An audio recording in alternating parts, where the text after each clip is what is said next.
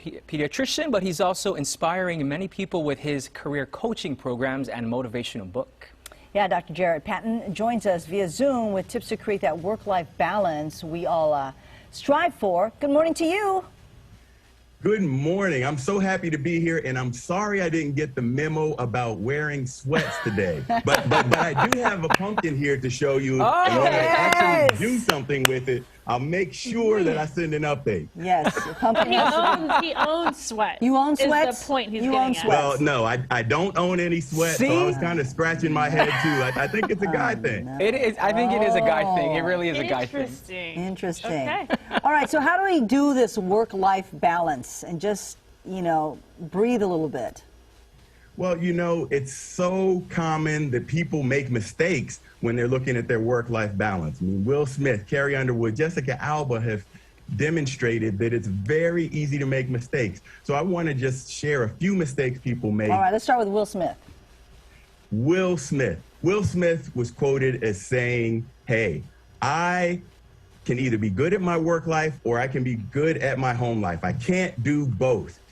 And the Will Smith assumption is absolutely false. It just doesn't work. We can talk about Jessica Alba. Jessica Alba approach, she judged herself so harshly on all of the things that she was trying to do. And this isn't the time to judge yourself, but you should really just show yourself a little compassion. Carrie Underwood, on the other hand, Carrie Underwood conundrum, she actually felt massive guilt for all of the things that she should have been doing. And this is no time to be feeling guilt about your work life.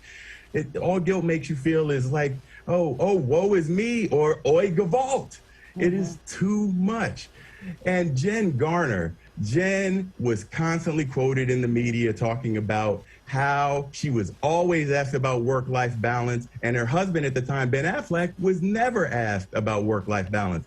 So what ends up happening, she says, why is this always a woman's issue?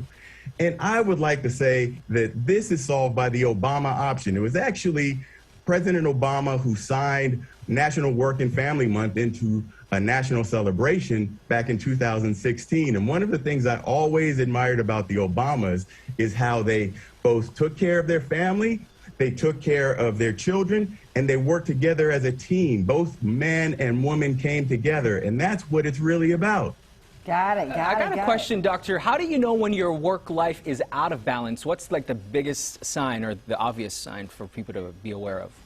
Well, it's the Monday morning blues, when it's Sunday night and you're starting to feel like you're restless, the weekend is over already. It begins to be too much. So those Monday morning blues, when you don't want to get out of bed and get to work, hey, it may be time to make a change.